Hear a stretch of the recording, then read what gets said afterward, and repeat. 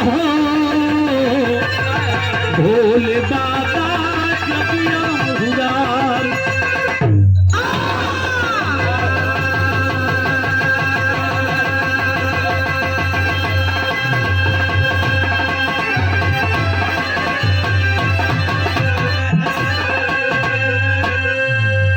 बिरहे का शीर्षक होगा अर्जुन और हनुमान की लड़ाई।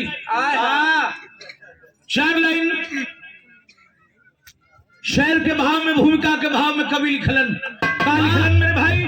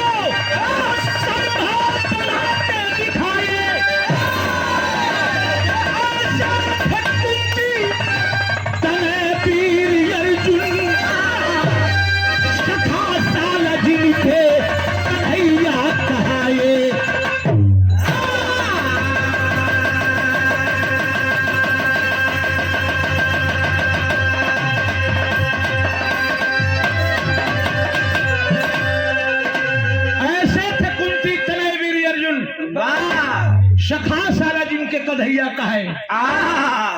महाभारत का युद्ध क्यों हुआ, किस लिए हुआ, सभी लोग जानते होंगे। लेकिन ये भी है युद्ध इस धरती पर बहुत हुआ, लेकिन महाभारत जैसा युद्ध कोई हुआ नहीं। एक लाइन गजल बहिया उस्ताद उस्ताद अपनी जवानी के आलम में गाओ रहे भाई। कैसे गावे लोग हो?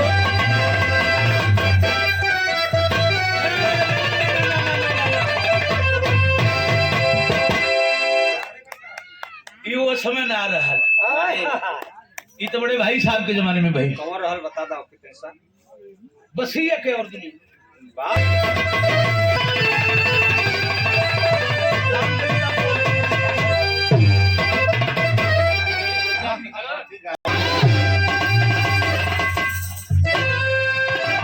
कि बसिया के अरे बसिया के अरे यार दुनिया है कि बसिया के अरे यार दुनिया है इसी संसार के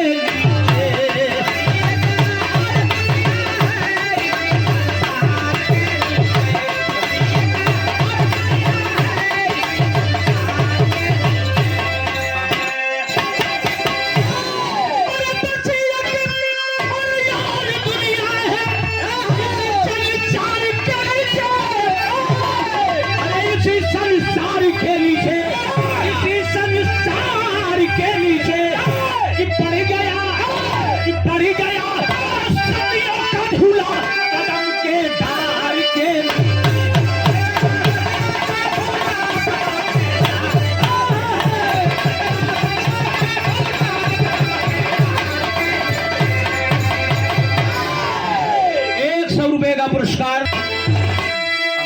अरे कभी अरे पिघलता अरे है नहीं पत्थर का वो पिघलत ना कि पिघलता अरे है नहीं पत्थर भले वो टूट जाए।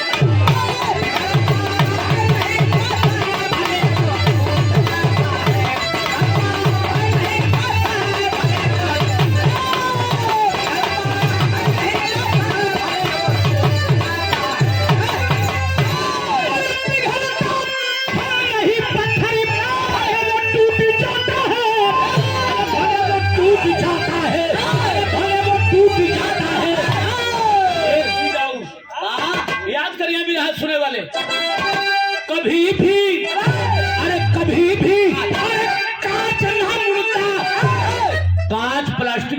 मोड़ देगा शीशा कांच शीशा हो हाँ अरे कभी भी कांच ना मुड़ता है, वो फूट जाता है।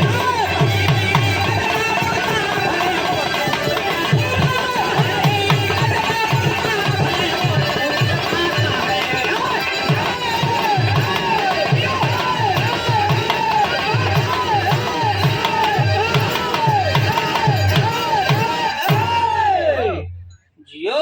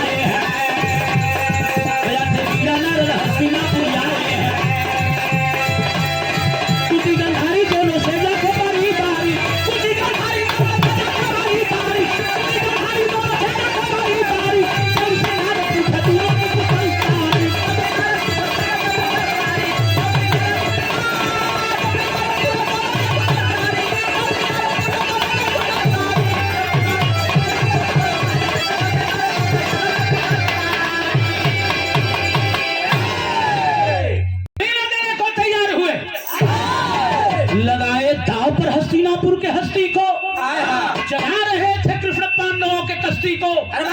छिड़ेगा कल से महाभारत पता पाए हैं, बजाते बीड़ा नारद हस्तिनापुर आए हैं।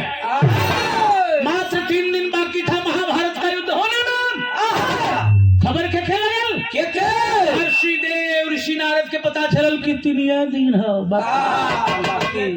ना जाब तो बहुत ठोकर हुई। कुंती भी ठोकर मरी है, गंधारी भी मरी है। चल के यही में भजाए लेवे के, भजावे के मतलब नोट ना, अपन स्वार्थ भी वही में लगल है कि केहू हमें कुछ कहे ना पाई, अपन टोटका हम पूरा खेले। देव ऋषि नारद उठौलन टुटहिया झाड़ टुटहिया परंगी,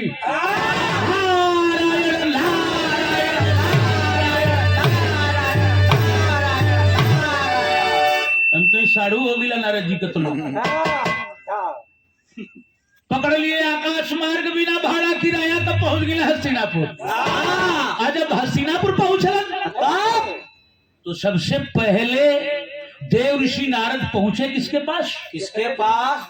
गंधारी के पास। अब गंधारी के पास जब गईलन तब प्रेम से पीढ़ा पानी दे के स्वागत कैली, हाल चाल होए लगल। जब हाल चाल होए लगल तो गंधारी कली रिसीवर, आप तो तीनों काल के विषयों में जानते हैं प्रभु, तो ये बताइए कि कौरवों की विजय इस महाभारत की लड़ाई में होगी कैसे? देव ऋषि नारद का अंटीना खड़ा हो गल, कहना यार यह तो फूहर पूछ दे, दूसर कुछ पूछले हो तो हम बता दिले हुई, लेकिन कौरवन का विजय कैसे हुई? अगर तोहके उता जोग बताइला तो और कुंती महारानी नाराज, और कुंती महारानी के बताइला तो तू नाराज। हे प्रभु सुन लेता, हमारे दोनों ओरी से फरिया से तुम मिलवे। देव ऋषि नारद कहा ठीक है गंगारी, बता देंगे कि कौरवों की विजय कैसे होगी, लेकिन हमें कुछ मौका चाहिए। गंधारी कली के तना मौका ले तना यही आधा घंटा में हम क्लियर कर दे कि कैसे कौरव जीतिहन। वहां से छुट्टी लेके अइलन कहाँ फिर? पांडवों की माँ कुंती की झोपड़ी में। और जब झोपड़ी में अइलन तो जे गरीब होला थोड़ा ईमानदार किस्म का होला। कुंती के पास तो था कुछ नहीं, 5 बच्चों को लेकर के उसकी झोपड़ी में दिन काट रही थी। जब देव ऋषि नारद को देखी तो सम्मान पूर्वक खड़ा हो करके आसन देती है और बैठाती है। बैठाने के बाद जवन प्रश्न वो हर पूछाई रहल कि कौरव कैसे जीती हैं भारत की लड़ाई में, वो है प्रश्न कुंती महारानी भी रख देली एकदम सेम टू सेम मिलत जुलत। देव ऋषि नारद कहना बस यह तो हम चाहते रही, और हमारे कमवा 16 अनाथ तो लोग बना दे। देव ऋषि नारद करण की बताएंगे पांडवों की विजय कैसे होगी।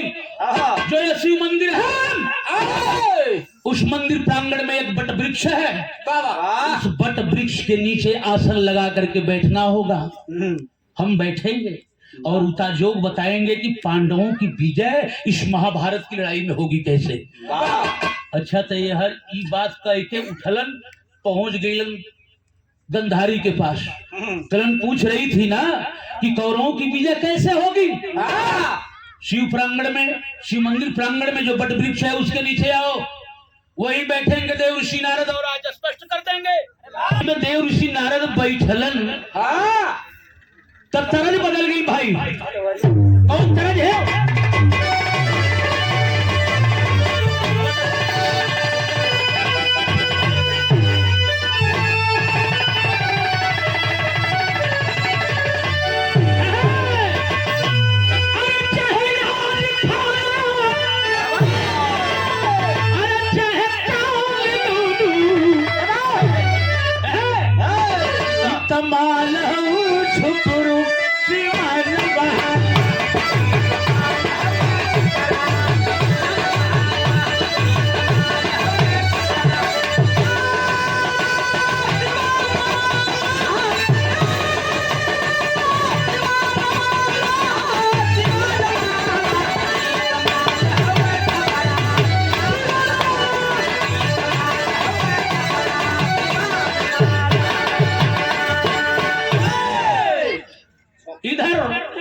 देव ऋषि नारद बैठ गए बीच में, गंधारी एक तरफ कुंती। कहना दोनों जना कान खोल के सुन ला। देव ऋषि नारद बताई है तो एक बार बताई है, अन्यथा दूसरी बार बताई भी ना कर। सुनाई के वही ध्यान है कितना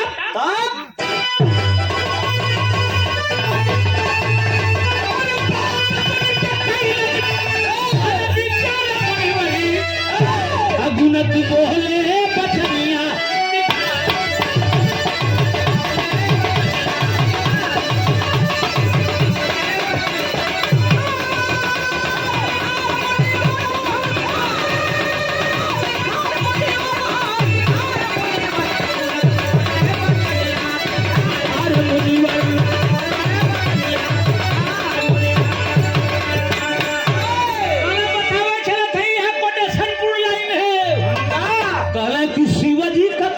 करे शिव का खानदानी मंदिर है, बहुत दिन से पूजा चली आवत हुआ।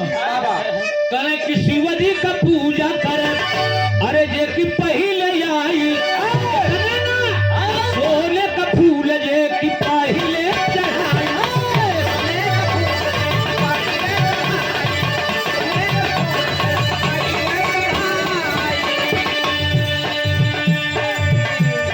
शिवजी का पूजा करे जे पहले जाए, सोने का फूल जे कि पहले चढ़ोई। शिवलिंग पर चाहे गंधारी तू आ चाहे कुंती तू, दोनों जना में से जेकर पहले सोने का फूल आज के रात के भोर में चढ़ जाए, तय हो कि वही के लड़िकन का महाभारत के लड़ाई में विजय हुई। अच्छा तो इतनी बतिया सुन के गंधारी तो खुश हो गई। कली सब कुछ हो, सोने का फूल कौन बड़ी बात हो। सबसे पहले झंखावर कुंती उसकी झोपड़ी में रहे वाली कुछ ना हो, कहां से ले आई? पांडव मर ली है। तो भगवान स्वयं गीता में उपदेश दिए कि जहां मैं कहा मैं नहीं, वहां गंधारी को घमंड हुआ और कुंती आश्रय का आंसू लेकर के रोते हुए अपनी उसकी झोपड़ी में वापस आई। बैठ करके रो रही थी। आते कौन है? कौन? धनुधारी वीर अर्जुन। अर्जुन जी अलन देखलन की माई के आंख से आंसू चलत हो, पूछ बैठलन की अरे माँ क्यों क्यों रो रही हो? क्या किसी ने कुछ तुम्हें कहा तो नहीं? और शब्द तो किसी ने कुछ कहा नहीं आपको? क्यों रो रही हो माँ?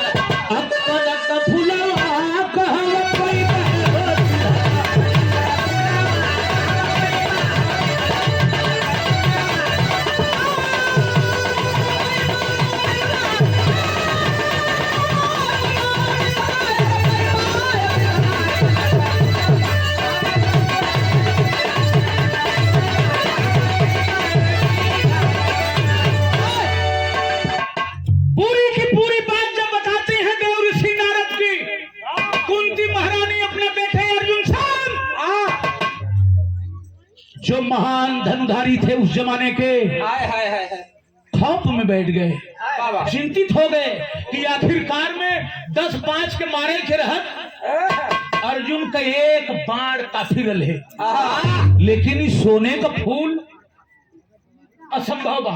कहां से लिए? कैसे भगवान भोले के शिवलिंग पर चढ़ी? अब वही मथारी बैठवा बतियावत हुआ तबले भगवान कन्हैया भी हाजिर हुआ। आज भगवान कन्हैया हाजिर। अच्छा सुदामा कन्हैया समझावा लगल अर्जुन के दबदबा हल्ली काई मुड़ी गोद के बैठल हुआ। बैठे ही ना सही बैठा मरद हुआ मरद नियन रहा, ही कौन बड़ी बात हो गई? बतावा प्रभु मारे के हो 2-4 ठौरन के गिराए दे तनको देरी न लगा। कौन फूल कहाँ से आई? यह चिंता बेदत है, लगत है अमन 5 भाई का मौत नियर आई गई है। भगवान असलन कन धरहूं धीरज उतरहूं पारा कन इतना जल्दी धीरज मत खोआ वही है। ए भैया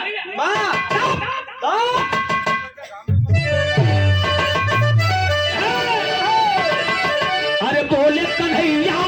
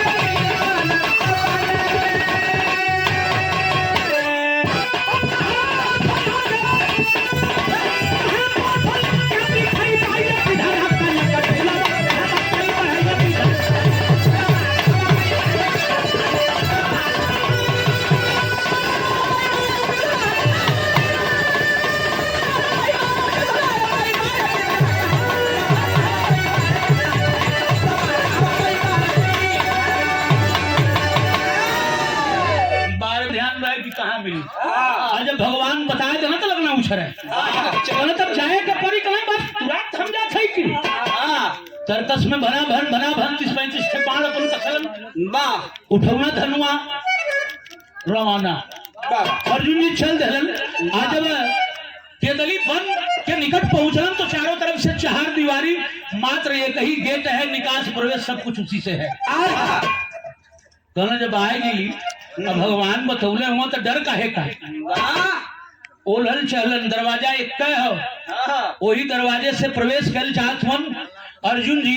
आज तब तक दोहा का भाव लगल भाई।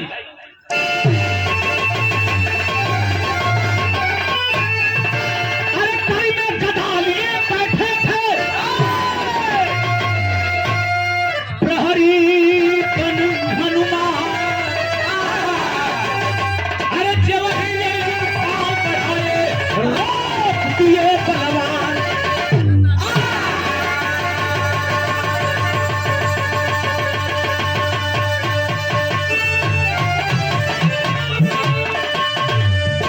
अर्जुन जी अपन धनुष थरकस संहारक प्रवेश कल चाहत हुआ।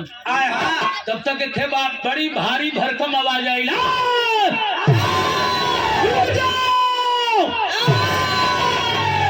अर्जुन जी चकपकाए लगने की सलाह जंगलवा में इतनी भयंकर आवाज। ये आवत के हर से है। आगे देखलन पीछे देखलन दाएं बाएं कुल देखलन केहू को पता ना चलल। तो अर्जुन जी के भी तनी सा घमंड भल की यार हस्तिनापुर वाला अर्जुन हम ही नहीं एवरो केहू हो अर्जुन। मर्द का मतलब कि जब चलत हो आगे तो आगे चली पीछे तो नहीं है मुड़म। फिर एक कदम आगे जे वही बढ़ौलन है वही गेटवा के पास में एक कदम का पेड़ है। वही कदमिया पर छोटे सा बानर का रूप धारण करके बैठल के रहल के ओ केदली बन कर रक्षक श्री हनुमान जी रहलन। हनुमान जी एक बंदर का छोटा सा रूप धारण करके अपन बैठ के रखवाली करत रहलन भैया। अजय वही अर्जुन दोबारा जब पांव बढ़ौलन तब दाएं दो अगमा कूदी गई है की दलन है बात पोछिया का स्प्रिंग बनाए के वही पोछिया पर बैठ के मुटमुटावे लगलन। अर्जुन जी कहना हटो हटो जाने दो ये आनर बानर का जात आ गया मुझे छेड़ने। हटो कैसे मटकिया हुआ आकार बढ़े लगल। वो बंदर का आकार जब बढ़े लगल तो धीरे से पोछिया से वही अर्जुन के गोड़वा में ठोक देलन। जब ठोकलन बच्चा ही आएगी ना अर्जुन को ना अरे अरे एक बार बनरा के देखबे हो बनरा के देखा हई बनरा ही हम लगल हम नहीं मारे। तब आवाज स्पेशल निकलल हनुमान जी का। तब का निकलल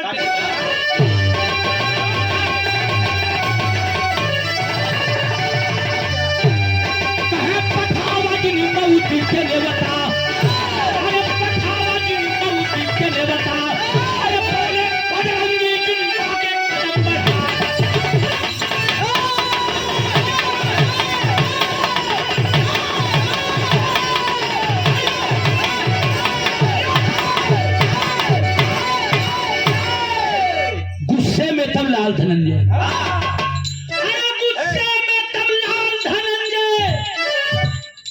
अंग अंग में भर के रोष बोले ये बूढ़े बंदर तेरे अंदर तनिक न हो। पहचाने बिन राह रोक कर तू मेरा अपमान किया। मैं हूँ अर्जुन बूढ़े क्यों अभिमान किया। तेरी जर्जर उम्र देखकर चला दया आओ तेरी जर्जर उम्र देखकर दया उमड़ती थी अंदर। कौन हो तुम परिचय बतलाओ कहां से आए हो बंदर। हो कौन तुम महा बता जो कि अर्जुन के रास्ते को रोक रहे हो। तब बजरंगी कहलन कि शायद आपको पता नहीं है कि मैं हूं कौन। ए भैया चौलरिया का बिरहा में भाव लगल ई बिरहा का हमारे आखिरी धुन है।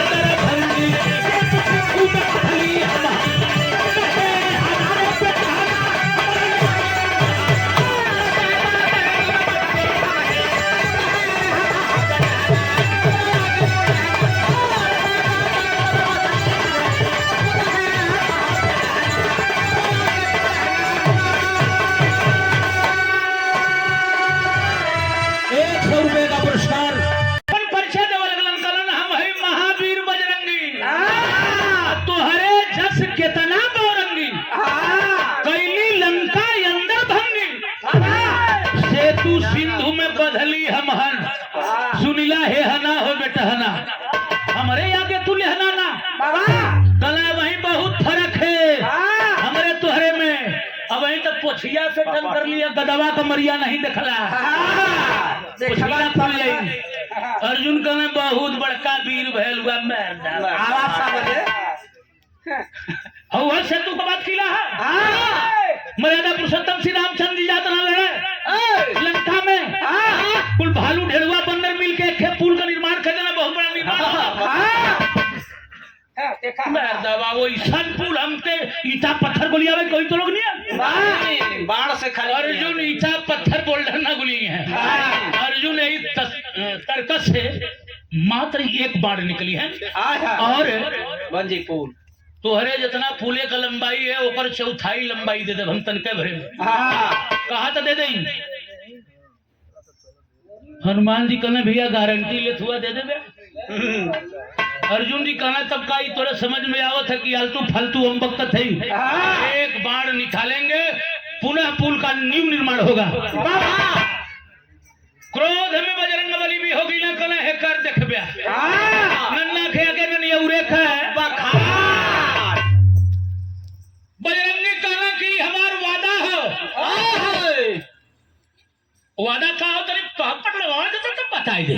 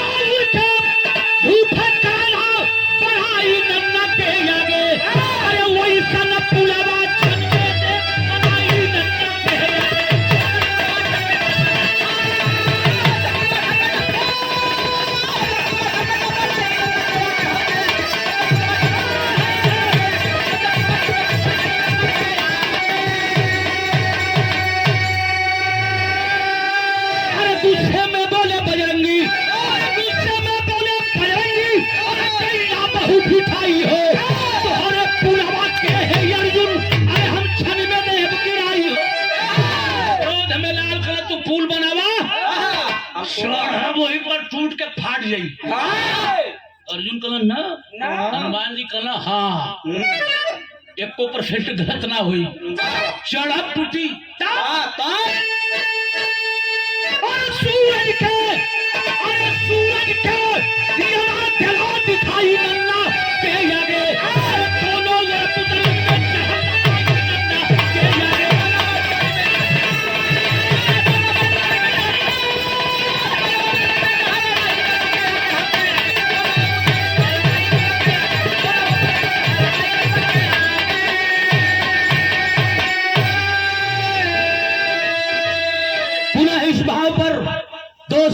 पुरस्कार देकर के आपने सम्मान किया आदरणीय हमारे छोटे भाई श्याम सुंदर यादव जी बहुत बहुत आशीर्वाद सरपंचों का आशीर्वाद लगे तो सूरज के दिया ना दिखा दिला मर्दे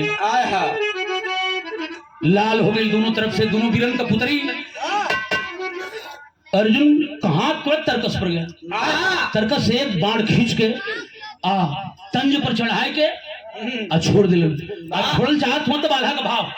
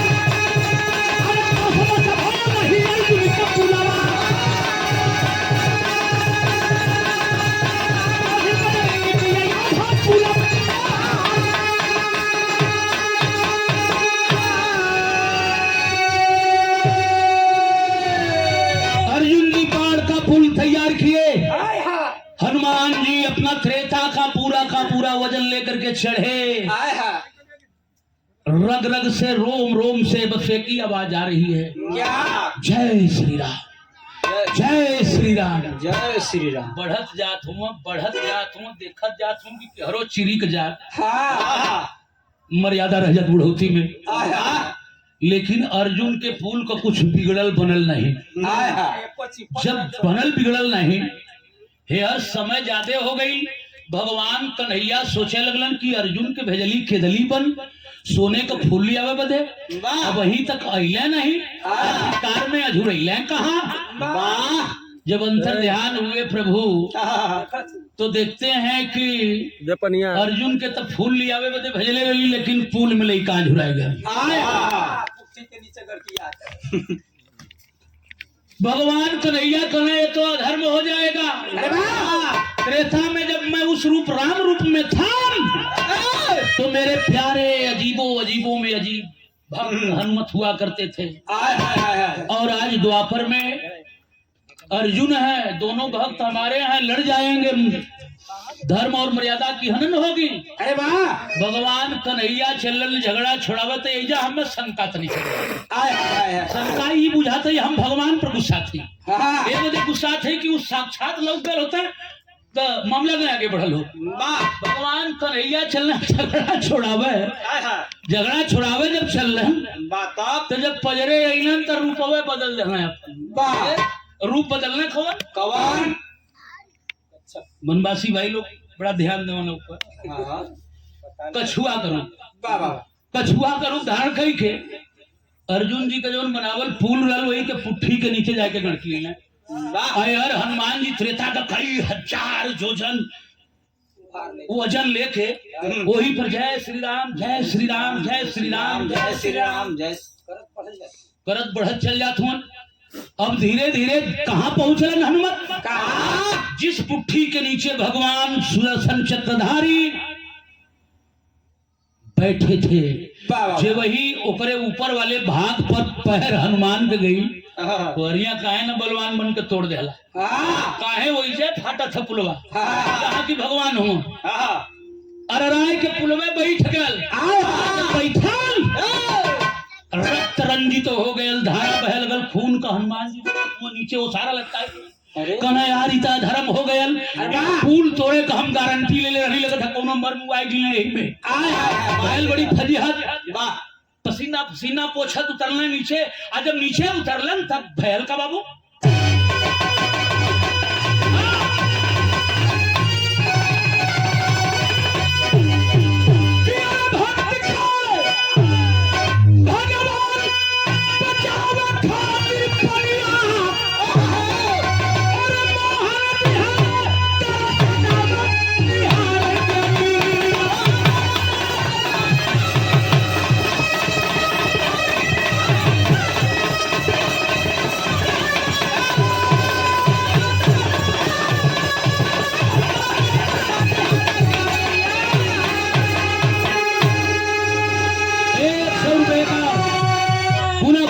हमारे छोटे भाई श्याम सुंदर बाबू की ओर से प्रदान भेल।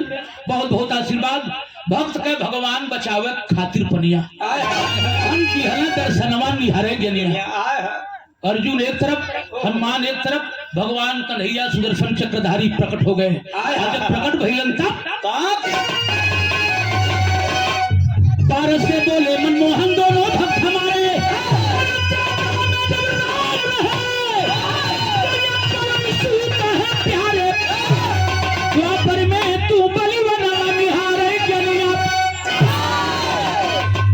डांटे लगना कहना मर्दबा चिन्हत ना हुआ तो हर बड़ भाई लगी हनी कहना त्रेता में जब राम रही तो है हनुमान हमार का मदद नहीं किलन मदद किलन और द्वापर में तू लोग भाई न भैला यहाँ लड़ाई करत हुआ तो लोग के शर्म न आवत है।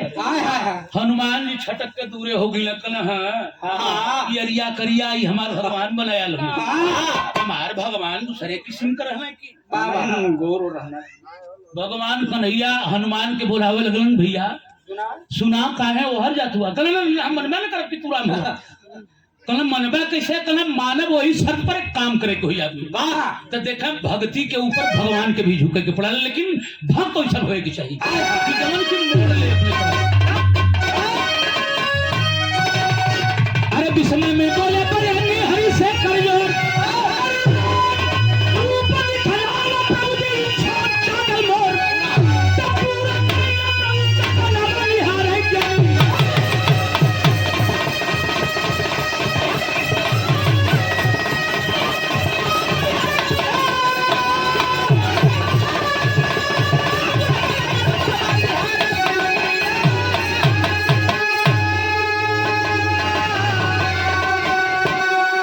वहां भगवान श्री कृष्ण को राम रूप में दर्शन देना पड़ा हनुमत के लिए।